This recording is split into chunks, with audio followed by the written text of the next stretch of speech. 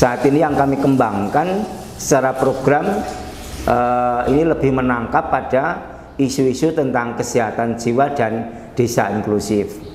Mengapa penting di dalam program ini?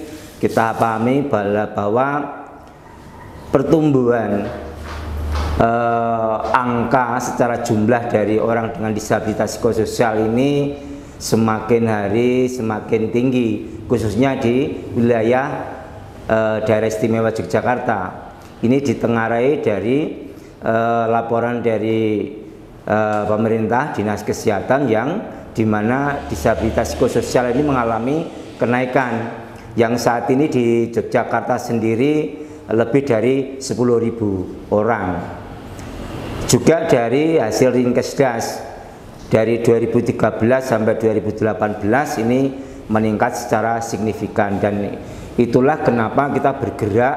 Ini juga mengacu kepada Undang-Undang Nomor 8 2016, di mana orang dengan disabilitas psikososial ini menjadi salah satu kategori disabilitas, di mana di dalam undang-undang itu kita tahu ada 5 kategori disabilitas: disabilitas fisik, disabilitas intelektual, disabilitas mental, disabilitas sensorik, dan juga disabilitas ganda.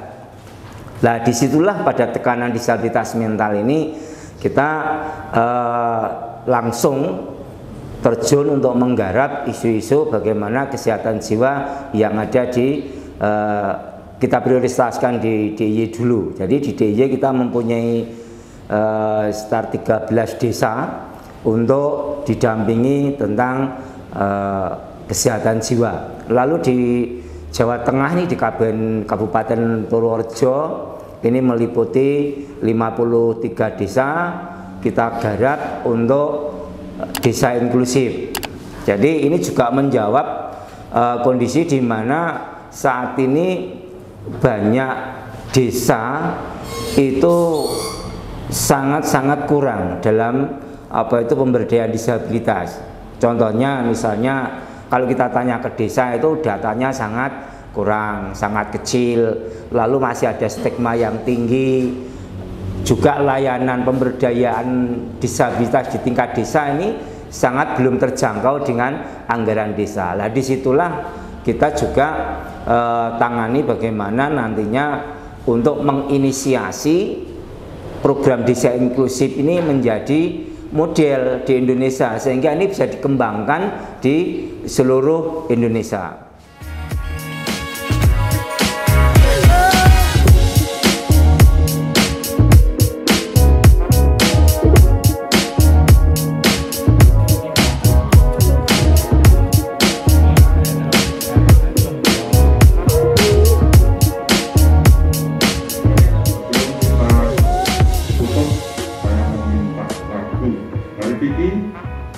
Iki poso. Nyanyi. Rudi sok lagu apa? Sak lagu e. Ben kok do sepaneng e. Apa le? Yo, sekarang ya. 1, 2, 3.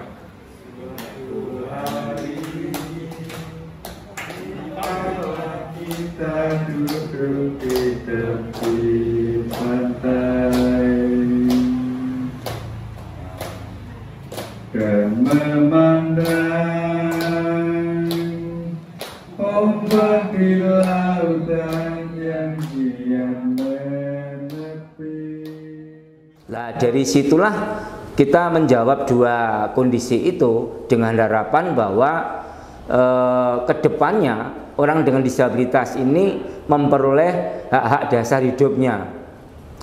Secara kualitas hidup dia meningkat, secara sumber daya mereka mendapatkan dukungan dan sebagainya. Sehingga ketika disabilitas itu kita harapkan mampu mengembangkan diri secara produktif, tentunya ini juga akan berdampak positif pada proses pembangunan di tingkat desa maupun masyarakat secara umum. Nah, disitulah peran-peran orang dengan disabilitas ini bisa berpartisipasi yang aktif, yang positif untuk membawa bagaimana proses pembangunan itu bisa nanti menjangkau pelayanan yang untuk teman-teman kita disabilitas secara komprehensif. Nah, disitulah nanti yang perubahan-perubahan sosial di masyarakat kita yang kita harapkan ke depannya. Saat ini di dalam program-program tersebut, di dalam program kesehatan jiwa ini penerimaan manfaat yang sudah kita hitung itu sekitar 500-an orang. Lalu yang desa inklusif ini penerimaan manfaat langsungnya ya sekitar 1000-an orang. Jadi ini merupakan satu gerakan sosial yang cukup baik saya kira sebagai inisiasi perubahan masyarakat di negara kita yang kita cintai ini. Nama saya Ibu Dani atau panjangnya Ibu Justina Wardani. Di sini saya sebagai koordinator kegiatan dari Luhur Jiwo ini, baik dari SHG ataupun dari kegiatan ekonomi produktif. Dari kegiatan SHG tersebut ini bisa diambil intinya dan menjadi kegiatan produktif seperti tadi ada pembuatan amplop, kemudian bunga, kemudian ada pembuatan batik. Memang kita terima kasih sekali dari adanya Luhur Jiwo ini karena adanya PRY. Pendampingan dari PRY ini adanya pelatihan-pelatihan untuk kader. Jadinya kader kita dahulu ada 5 orang, kemudian kita karena sudah bertambahnya anggota, kemudian masuk lagi 1 orang, dan di tahun 2019 masuk lagi Pak Tentara menjadi kader. Jadinya Pak Tentara itu satu-satunya laki-laki kader mungkin di DIY ini, ya Pak Hari Prianto. Dari pendampingan PRY inilah kita mempunyai ilmu yang kita pelajari 11 macam, Mas. 11 macam itu ada deteksi dini, kemudian ada pendampingan dasar, ada pendampingan kekambuhan, untuk rutinitas minum obat, untuk advokasi keluarga, kemudian untuk keterampilan dan sebagainya, semuanya itu PRY yang mengadakan. Jadinya memang PRY itu membuat kita pinter, baik untuk kita sendiri, untuk pendamping dari keluarga masing-masing, mereka jadi pintar juga untuk ODDP-nya yang langsung juga. Selamat siang, perkenalkan saya Bena dari Pusat Rehabilitasi Yakum. Di sini saya sebagai community organizer yang bertugas di wilayah Sleman, Godean. Salah satu bentuk usaha kami dalam pemberdayaan masyarakat ini terkait RBM, rehabilitasi berbasis masyarakat. Salah satunya dengan Kube Sidoluhur ini. Jadi kami memberdayakan ODDP, orang dengan disabilitas psikososial yang ada di Sidoluhur, khususnya Godean, agar lebih berdaya, berguna. Kami juga memberikan stimulan individu yang sudah ODDP yang sudah stabil dan mau berkegiatan produktif. Kami juga memberikan stimulan untuk teman-teman disabilitas secara individu, di antaranya usaha ayam, kemudian box kado, kemudian mesin jahit, ternak ayam, kemudian ternak kambing, dan seterusnya. Sidoluhur sendiri salah satu desa dampingan kami yang sangat potensial, khususnya dari sisi pemerintah kelurahannya, sangat memperhatikan teman-teman disabilitas psikososial, agar nantinya ODDP atau teman-teman disabilitas psikososial mampu berguna untuk dirinya, keluarganya, maupun masyarakat luas. Perkenalkan, nama saya Sri Hasaryo dari wilayah Godean, dampingan Yakum dari 2016. Program dari Yakum yang saya geluti adalah pembinaan dari SHG dan TAK, bekerjasama dengan koordinasi dari Puskesmas dan Desa. Kita diberi bimbingan untuk pembinaan dana dan penambahan dana stimulan untuk membuka usaha saya, yaitu box kado, dan digeluti dari tahun 2017 sampai sekarang. Kita masih berdamping dengan Yakum, bermitra dengan Yakum dengan kegiatan SHG yang dilakukan rutin setiap bulannya. Manfaat yang saya terima dari dampingan Yakum adalah kita bisa berwirausaha dengan tekun dan bisa menggeluti SHG, TAK, serta kita bisa wawasan luas bersama ODGJ yang lain karena kita sama-sama mendapatkan dampingan dari Yakum.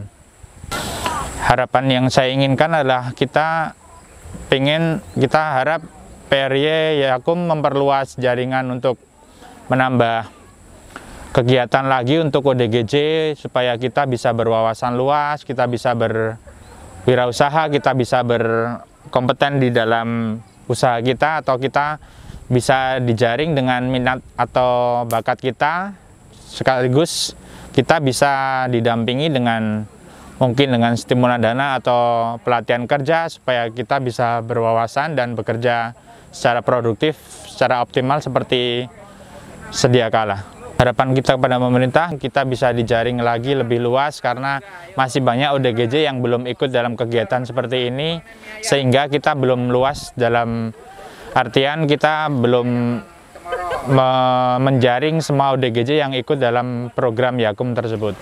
Nama saya Hari Priyanto, sebagai kader Luhur Jiwo, kemudian di samping saya Bapak Weknya sebagai pendamping ODDP di bidang pertanian. Peran saya sebagai kader tentunya membantu pemerintahan Kelurahan Desa Sidaluhur untuk ODDP yang ada di Kelurahan Sidaluhur. Kemudian tentunya ini peran serta juga dari Yakum Yogyakarta yang selalu setia mendampingi untuk ODDP di Posbindu maupun di kegiatan SHG, kemudian di pertanian selalu mendampingi dan membantu di bidang pertanian maupun hal yang lain. Dan tentunya juga support dari pemerintah Kelurahan Sidaluhur itu sangat-sangat penting dalam mendukung kegiatan ODDP, sehingga ODDP itu bisa berkurang untuk kekambuhannya dan sebagai tempat untuk kegiatan. Siapa kita? Luhur Jiwo! Siapa kita? Luhur Jiwo! Luhur Jiwo! Semangat! Yes!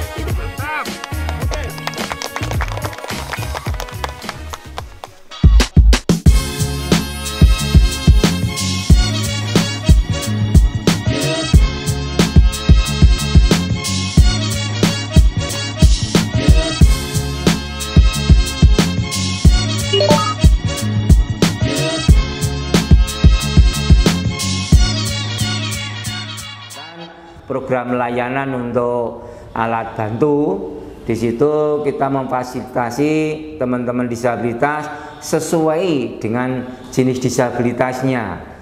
Dan tentu ini yang membutuhkan alat bantu, ada protesis, itu alat bantu bergerak, lalu juga ada brace, ini alat untuk penyangga tubuh bagi teman-teman yang layuh kaki, lalu juga ada korset, ini untuk penyangga pada tulang belakang yang mengalami gangguan. Dan banyak jenis yang lain, ada kursi roda, ada tongkat dan sebagainya itu. Sehingga program-program ini memang dirancang yang sesuai dengan kebutuhan orang dengan disabilitas. Jadi kita pahami bahwa masing-masing orang dengan disabilitas mempunyai jenis yang berbeda, mempunyai kebutuhan alat bantu yang sangat berbeda-beda juga. Jadi itu, sehingga ini yang akan kita sesuaikan kondisinya seperti itu. Jadi proses pembuatan kaki palsu atau yang bisa atau disebut dengan prostesis itu ada proses rektifikasi, yaitu proses modifikasi setelah kaki pasien di casting atau dibentuk dengan menggunakan gipsona atau lembaran kain gips yang ada powder gipsnya, adalah masuk proses rektifikasi atau modifikasi. Jadi di sini kita membuat stam pasien itu sesuai dengan ukuran pasien, disesuaikan dengan ukurannya yang sudah kita ukur saat proses casting.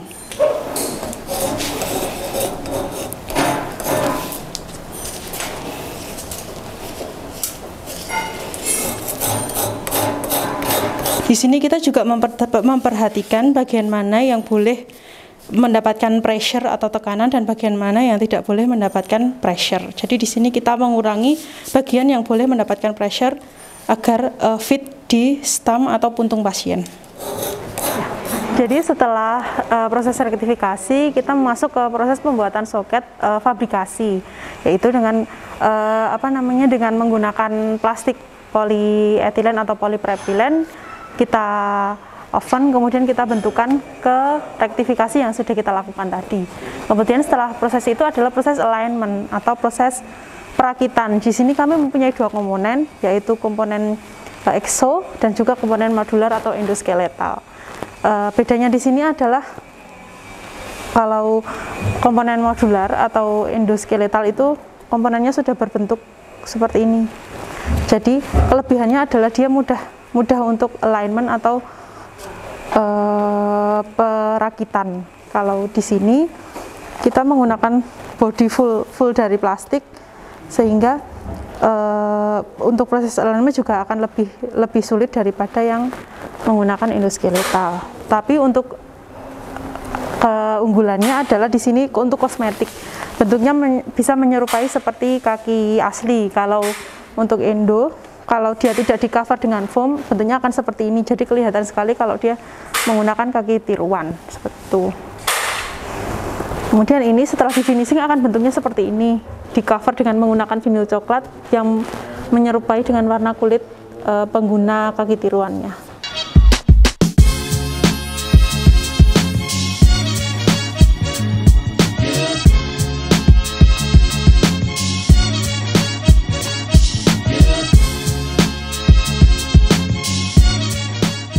Ya, ini namanya alat bris biasa untuk itu lumpuh polio ya. Seperti saya ini pakai ini, saya pakai dua, jadi bisa jalan kalau pakai ini. Nah, saya kebetulan di bagian bikin ininya, strap-strapnya ini seperti ini, korektif untuk kakinya. Terus ini strap biar nggak lepas kalau dipakai. Nah ini nanti kalau mau duduk ini ditarik. Nah, ditarik itu nekuk gini. Nah, nanti kalau kita berdiri, ini ngunci lagi. Nah, soalnya kalau polio kalau jalan gini nggak dikunci nanti jatuh gini. Nah ini harus dikunci, jangan lupa. Terus strap-strapnya ini sesuai ukuran pas casting. Jadi sesuai ukuran kita, nggak stok itu nggak bisa. Jadi satu pasien ya satu ukuran gitu.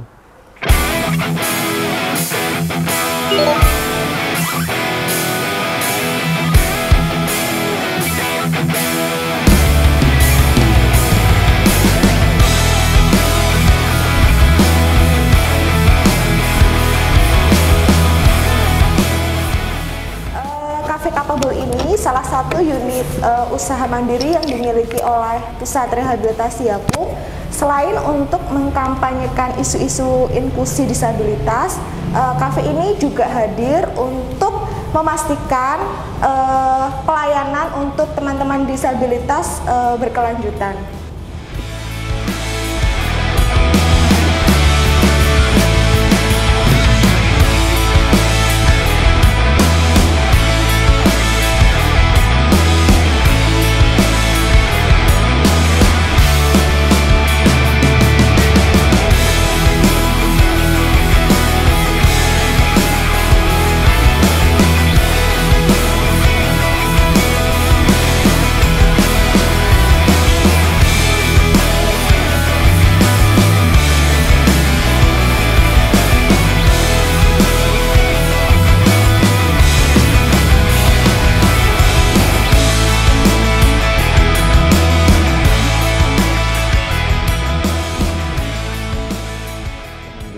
Lalu juga kita merambah pada dunia usaha yang tentunya kita sendiri selain memikirkan program sosial juga memikirkan bagaimana lembaga ini bisa sustain, bisa mandiri, sehingga perlulah kita menggarap sumber daya apa saja yang kita miliki untuk kita kembangkan secara bisnis begitu. Misalnya kita menginisiasi untuk adanya Capable ini. Jadi ini kafe yang kita desain menjadi dua fungsi. Fungsi yang pertama sebagai tempat pelatihan bagi barista Bagaimana teman-teman disabilitas yang tertarik mendalami barista kita fasilitasi dengan kapabel di sini, kita latih bagaimana meracik kopi dan sebagainya. Lalu yang kedua, kita kembangkan sebagai area bisnis, sehingga nanti bagi masyarakat umum yang ingin tongkrongan, ingin sharing-sharing diskusi di sini, kita fasilitasi di sini di dalam kapabel ini. Cafe Capable ini merupakan salah satu unit dari usaha mandiri Pusat Rehabilitasi Yapuh, di mana berguna untuk mendukung operasional lembaga dan juga untuk sekaligus mengkampanyekan isu-isu inklusi disabilitas untuk teman-teman disabilitas.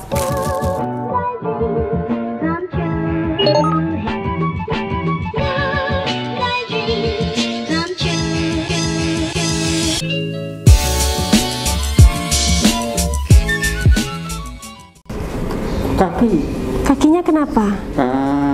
Karena kalau untuk jalan itu sakit. Yang pas kemarin itu kaki kanan mesin. Tapi dipakai jalan sakit nggak tadi? Ini jalan kemeng-kemeng gitu ya. Oke, coba saya izin cek di bed ya.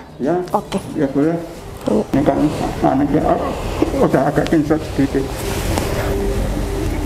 Ini kemeng-kemeng ini rasa. Ini. Ya, ini agak insert. Oh, coba saya bandingin sama sisi yang kanan Pak Mugi. Kesini coba. Sudah agak ini ya, mendingan ya.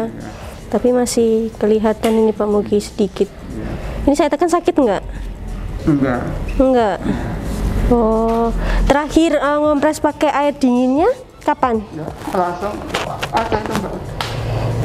Langsung pas terus agak siang-siang itu saya kan habis mesin kan mesin saya punggah jatuh panik itu. Oh, oke. Saya giniin sakit enggak? Enggak ya? Enggak. Coba gerakin jari-jarinya. Sakit enggak? Ya, lemah gitu aja. Lemah gitu ya? Oke. Bapak coba nanti gini ya, ditarik. Yuk coba tarik. Sulit ya? Coba digini. Enggak ya? Lemah ya? Oke, coba kalau gini. Didorong ke bawah. Enggak bisa. Lemah dah. Nggak bisa ya? Oke. Nanti kalau di rumah ini diganjel ya? Biar nanti aliran darahnya lancar ke arah atas. Gitu. Oke, ini masih agak bengkak sedikit sih. Oke, saya kompres pakai air dingin dulu ya. Nggak usah dipijat dulu ya.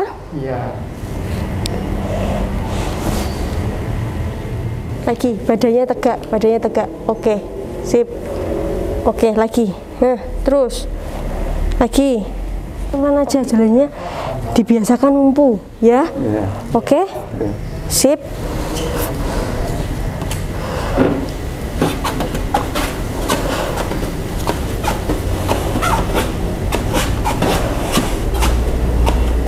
Selamat siang, perkenalkan saya Wahyu.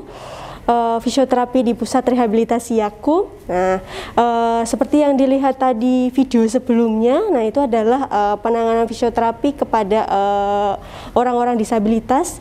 Tetapi di Pusat Rehabilitasi Yapuh ini fisioterapi tidak hanya untuk orang-orang dengan disabilitas, tetapi orang-orang yang bukan disabilitas mengalami keluhan seperti pasien yang tadi nyeri di kakinya, mungkin di tulang belakangnya, atau di otot sendi anggota gerak tubuh yang lainnya. Nah, fisioterapi di sini tidak hanya latihan-latihan di dalam ruangan saja, tetapi bisa menggunakan alat-alat yang seperti tadi treadmill. Kemudian kami juga ada hidroterapi. Hidroterapi di sini terapi di dalam air. Nah, terapi di dalam air itu juga digunakan untuk orang-orang yang bukan disabilitas juga. Misalnya dia ada keluhan nyeri punggung belakang, terus kemudian ada untuk skoliosis juga. Kemudian kami juga ada perkumpulan stroke, jadi nanti kami juga bisa menerima pasien-pasien pasca stroke untuk mendapatkan hidroterapi di sini, jadi bebarengan seperti itu. Nah, untuk pasien-pasien di sini itu juga kami mengikuti pandemi. Jadi pasien-pasien pasca COVID kami juga bisa melayani untuk keluhan-keluhan pasien-pasien yang sebelumnya terkena COVID seperti itu.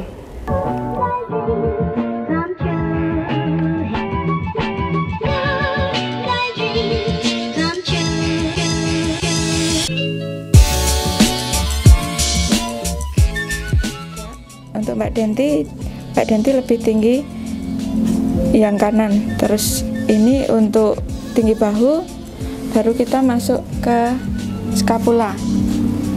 Ini kita nggak bisa melihat, kita buka sedikit, agak ke atas Mbak. Ini untuk skapula Mbak Denti lebih tinggi yang kanan juga. Sudah Mbak, kita ke bawah. Kita lihat di iliacresnya, di panggulnya. Ini juga lebih tinggi yang kanan. Untuk patelanya lebih tinggi yang kanan. Dan kita akan melakukan, sambil berdiri kita melakukan ROM untuk pinggang. Ya Mbak, menunduk dulu Mbak.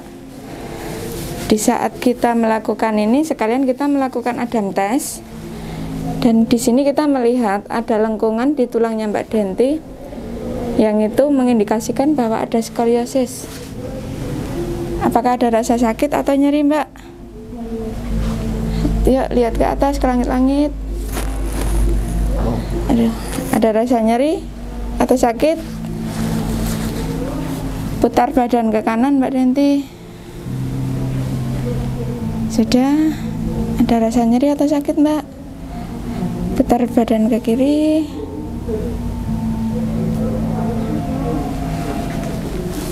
Miring ke sebelah kanan. Kita akan melihat seberapa fleksibel Mbak Denti untuk miringnya. Sudah Mbak, ini segini, miring ke sini. Jadi lebih fleksibel yang kiri ya. Sekarang posisi duduk. Duduk dulu Mbak. Kita akan melakukan ROM untuk cervikalnya, untuk kepala. Silakan menunduk Mbak.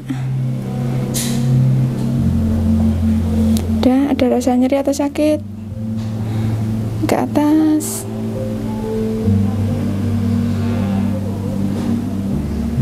Ada rasa sakit Mbak? Atau terbatas? Ini.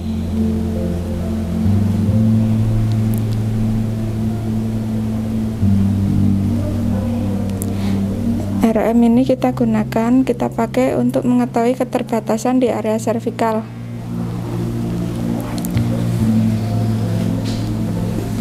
Ini untuk bahunya.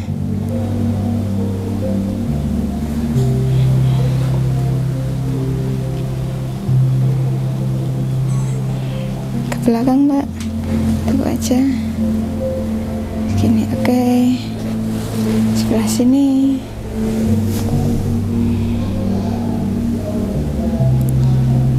Kita ke lateral. Sudah Mbak, ke belakang. Silahkan terlentang Mbak. Jadi kinesioterapi ini ada di Pusat Rehabilitasi Yakum sejak 2016 dan kita lebih menangani ke muskuloskeletal, otot dan sendi. Selain kinesioterapi, kita juga ada program tentang oil yang dari Young Living, yang itu yang oil yang sangat bermanfaat untuk banyak orang, dan juga Rendorf. Dan kinesioterapi sendiri tidak hanya untuk disabilitas, tapi untuk umum, lebih ke umum. Jadi lebih ke kita yang harus menjaga dan memperbaiki postur otot-otot dari teman-teman yang mengalami mungkin salah postur, salah duduk dan sebagainya. Dan kita juga melakukan kinesioterapi sendiri, itu melakukan project untuk anak-anak autis dengan oil yang dari Young Living yang sudah berjalan selama 6 bulan. Dan alhamdulillah juga itu sangat bermanfaat sekali untuk anak-anak yang awalnya memang tantrumnya itu mungkin sehari bisa 19 kali sampai 20 kali, itu sudah mereda. Di hari keempat itu sudah benar-benar tidak mengalami tantrum. Jadi tujuan kita untuk kinesioterapi ini supaya lebih bisa dimanfaatkan dan bermanfaat untuk banyak orang, tidak hanya di pusat rehabilitasi Yakum, tapi di tempat-tempat lain juga.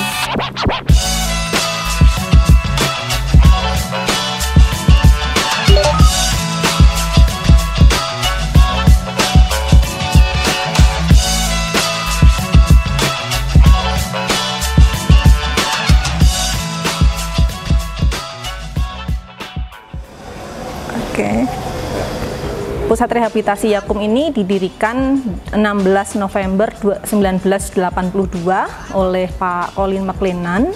Pak Colin ini adalah orang yang berwarga negara New Zealand, begitu ya. Beliau punya empati yang besar, punya rasa keprihatinan yang tinggi terhadap orang-orang disabilitas yang ada di Indonesia pada waktu itu, yang masih banyak ditemui mereka tidak mandiri secara fisik maupun tidak mandiri secara ekonomi. Berawal dari empati beliau, kemudian beliau mendirikan Pusat Rehabilitasi Yakum ini. Namun awal sekali namanya adalah Proyek Rehabilitasi Bethesda. Kemudian program-program dijalankan dengan pendanaan waktu itu dari gereja-gereja di New Zealand, begitu, dari gereja Presbyterian dan juga gereja Metodis di New Zealand. Kemudian 1991 gitu ya, baru namanya kemudian berubah menjadi Pusat Rehabilitasi Yakum. Nah, di awal layanan Pusat Rehabilitasi Yakum ini semuanya berbasis institusi atau semuanya berbasis panti, begitu. Jadi banyak teman-teman disabilitas yang diajak ke Pusat Rehabilitasi Yakum, kemudian diberikan layanan rehabilitasi secara fisik, begitu, yang kemudian memaksimalkan fungsi fisik dari teman-teman disabilitas ini, dan kemudian harapannya adalah mereka bisa beraktivitas secara ekonomi, begitu, sehingga kemudian mereka punya kemandirian baik secara fisik maupun ekonomi. Itu yang menjadi mandat yang juga dibawa oleh Pak Colin pada saat mendirikan ini.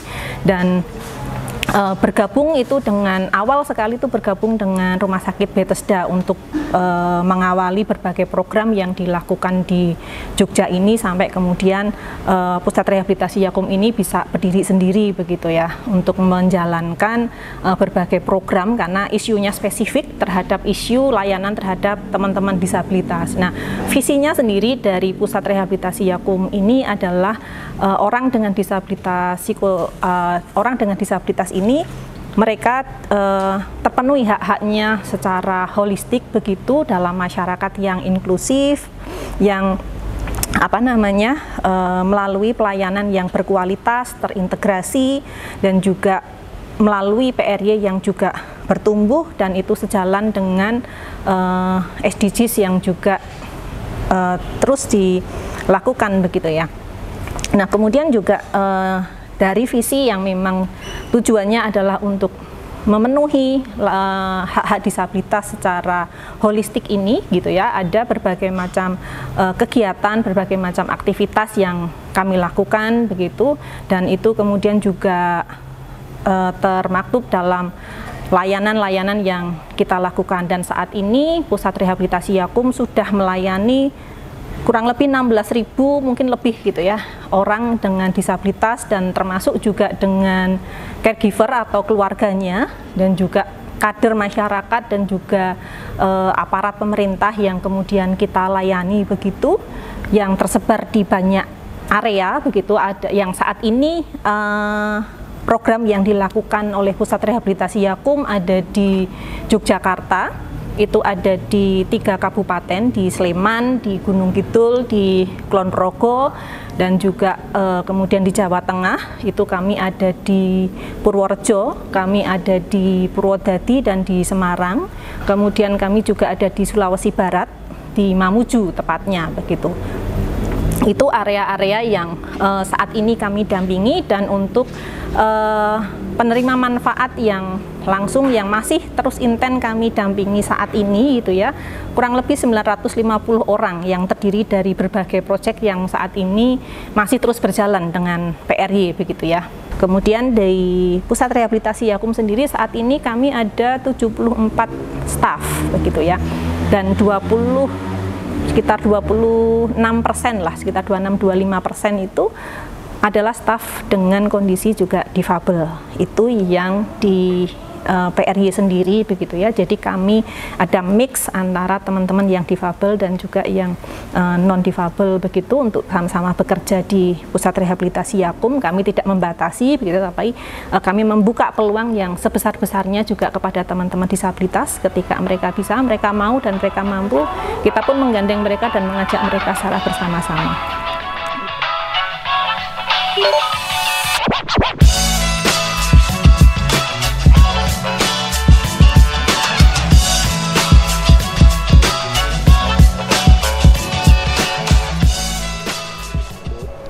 Pusat Rehabilitasi Yakum ini bergabung dengan JKLPK sekitar tahun 2010.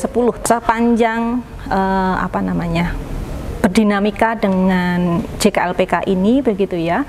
Secara di region di Jateng DIY kami merasakan satu komunikasi yang aktif, kami merasakan satu saling mendukung yang baik antara satu LPK dengan LPK yang lain yang berada dalam jaringan di JKLPK ini begitu. Nah, ketika di Jateng DIY ini kita bisa sharing satu dengan yang lain, kita mengalami kita merasakan kebersamaan begitu antara satu LPK dengan LPK yang lain, dan kita bisa sharing terkait dengan layanan di masing-masing, dan kami juga bisa saling bertanya. Ini yang menjadi satu hal yang positif begitu ya. Jadi semisal ketika layanan di PRY itu terkait dengan isu disabilitas, kemudian ketika ada LPK yang lain yang dia bergerak di sisi hukum begitu, kami bisa saling berkonsultasi bagaimana ketika disabilitas ini juga berhadapan dengan hukum begitu. Jadi kami bisa bertanya entah secara personal, entah secara kelembagaan itu dengan LPK yang lain, dan bagaimana kemudian kita juga saling memainstreamingkan antara isu-isu yang dilakukan oleh teman-teman di masing-masing LPK ini begitu ya. Jadi ketika kami ada di isu disabilitas, maka ketika pertemuan, ketika kami bersosialisasi dengan teman-teman begitu, kami pun juga kemudian sudah memainstreamkan tentang isu disabilitas ini. Dan ketika teman-teman yang ada bergerak di hukum, mereka ada yang bergerak di kemudian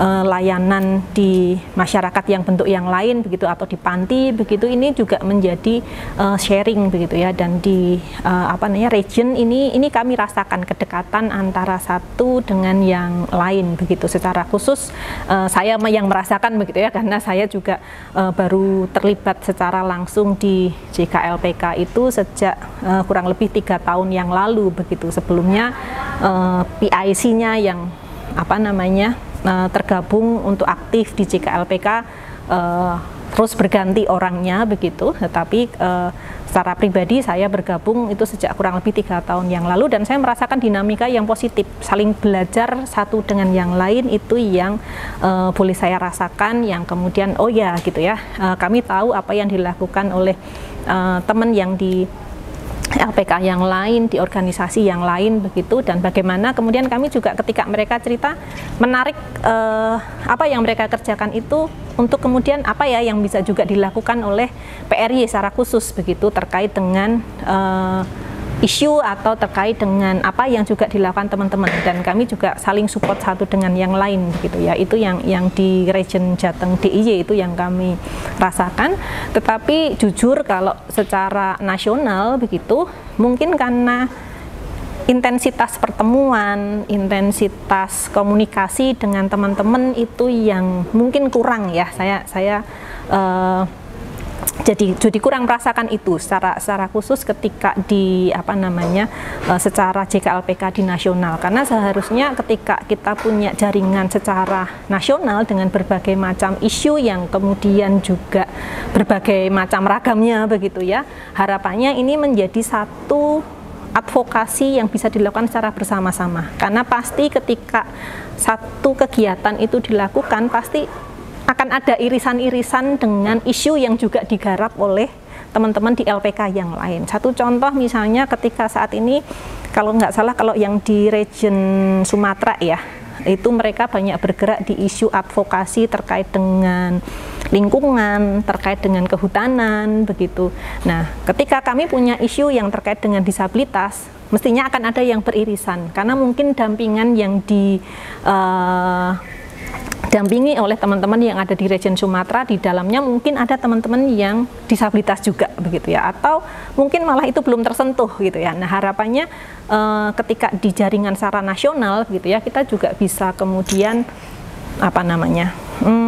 merasakan hubungan yang dekat, yang bisa saling melengkapi antara isu yang satu dengan isu yang lain. Bahkan ketika kita punya satu hal yang ternyata itu sama, harapannya itu bisa menjadi satu advokasi bersama. Jadi tidak hanya advokasi yang bisa dilakukan oleh satu LPK, tetapi itu juga bisa menjadi advokasi secara bersama-sama, dan pasti itu akan lebih kuat gitu ya, karena ketika satu orang yang berbicara dengan yang berbicara dari berbagai orang atau lebih banyak orang, atau satu lembaga dengan banyak lembaga, itu pasti hasilnya akan berbeda. Jadi saling melengkapi itu harusnya terjadi gitu, tapi mungkin kembali lagi, mungkin karena intensitas dari pertemuan atau komunikasi yang belum aktif terjalin begitu ya, itu yang di level nasional itu yang belum kita rasakan. Mungkin kalau di sisi di Seknasnya lebih dekat dengan banyak LPK begitu ya, tetapi ketika yang dengan jaringan di nasionalnya itu yang kayaknya kurang begitu. Nah, di sini mungkin jadi peran Seknas juga kemudian untuk bisa menggandeng atau menyambungkan antara LPK 1 dengan LPK yang lain begitu, terkait dengan isu-isu yang mungkin ketika di Jogja misalnya kita bicara tentang isu disabilitas begitu ya, di PRY begitu. Kemudian ketika di jaringan yang di region di Sumatera atau di region Papua, ketika misalnya mereka juga punya isu yang sama. Nah, mungkin peran Seknas bisa kemudian yang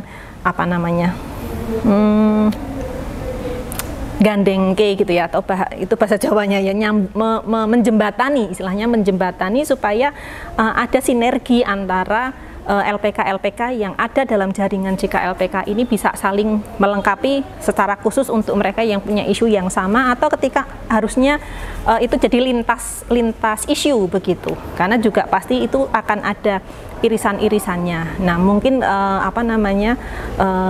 intensitas komunikasi ini yang juga bisa kembali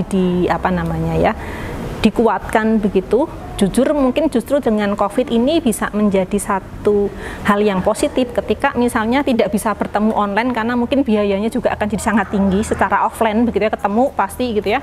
Nah, ketika online dengan Zoom itu mungkin juga bisa kemudian dilakukan begitu, baik di region masing-masing atau antar region, atau bisa secara bersama-sama. Jadi tidak hanya pada saat Konas itu bisa kumpul semua begitu ya. Jadi momennya ketika bertemu dengan teman-teman di LPK yang lain itu forumnya hanya ketika forum di Konas, setahu saya ya. Tetapi ini yang mungkin juga mesti dipertimbangkan kembali atau dilihat lagi. Jadi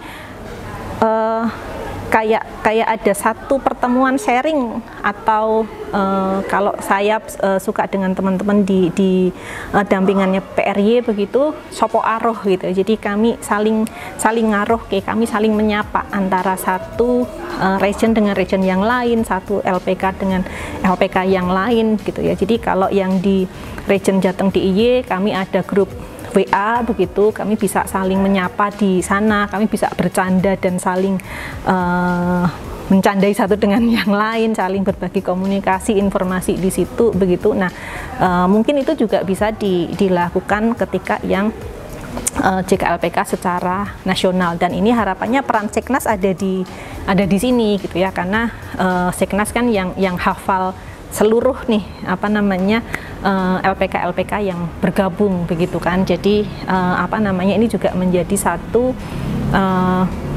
tantangan nih bagi Seknas, karena pasti banyak banyak hal yang harus dilakukan gitu ya, dan tidak mudah memang untuk mempertemukan gitu ya. Tetapi kalau kita tidak mulai ya nggak akan pernah ada begitu kan. Itu yang mungkin bisa dilakukan, dan harapannya dari Seknas sendiri juga aktif juga ketika informasi gitu ya. Kadang-kadang ketika di masa COVID ini ada berbagai macam pelatihan atau workshop atau seminar yang dilakukan oleh masing-masing LPK, barangkali itu juga dilakukan secara online dan teman-teman jaringan JKLPK juga bisa terlibat di dalamnya atau mengikuti, itu juga menjadi satu hal yang positif begitu ya. Jadi kita juga bisa belajar nih isu yang lain begitu. Jadi misalnya contoh yang lalu ketika ada pelatihan kalau nggak salah di Region Sumatera ya, terkait dengan undang-undang kehutanan dan segala macam begitu ya. Ketika saya juga ikut terlibat, meskipun saya nggak full gitu ya, karena ikut di hari kedua dan ketiga begitu ya, yang hari pertama kelewat gitu ya, karena tidak ada informasi begitu ya, atau kami terinformasikannya terlambat begitu. Nah, kami tertarik sebenarnya dengan isu-isu itu gitu ya, karena kami pengen gandengan juga nih ketika bicara tentang isu kehutanan, isu lingkungan, apa sih peran yang bisa dilakukan oleh teman-teman disabilitas, apa sih yang bisa dilakukan gitu. Nah, itu yang kemudian kami juga butuh belajar nih secara undang-undang, secara advokasinya mereka seperti apa begitu ya, karena teman-teman disabilitas pasti tersisihkan, banyak yang tersisihkan, banyak yang belum dilibatkan dalam peran-peran yang terkait dengan lingkungan, terkait dengan kehutanan semacam itu yang juga menjadi harapan kami bisa belajar, meskipun kami hanya mendengar lebih dulu gitu ya, ketika mereka punya acara secara online mungkin itu juga bisa disiarkan atau disampaikan kepada semua jaringan supaya mereka juga akhirnya merasakan manfaat ketika mereka juga ada bergabung di JKLPK.